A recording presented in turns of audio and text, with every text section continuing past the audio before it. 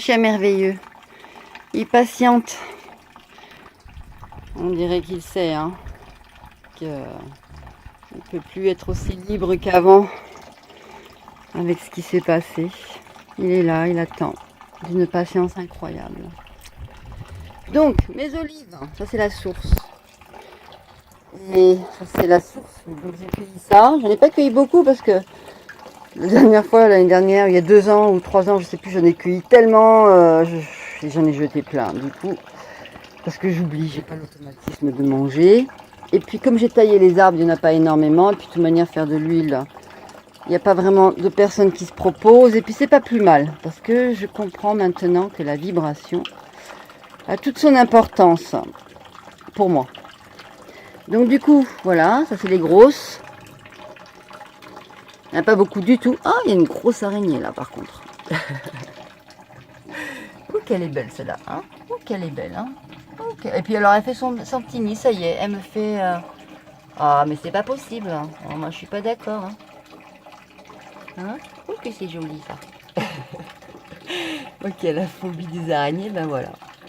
Et alors, elle est bien symboliquement pas très tentante, hein. On n'a pas envie d'y mettre le doigt, hein.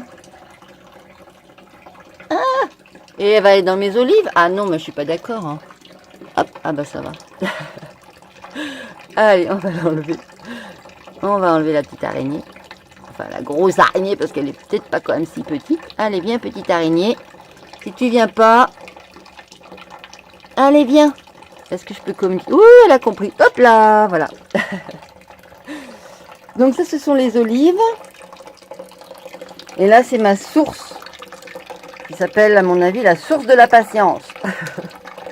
J'ai essayé plein de choses. Plein de trucs pour la couvrir, pour faire quelque chose qui soit plus protégé, parce que j'ai aussi les animaux qui viennent y boire. Mais bon, c'est pas possible pour l'instant.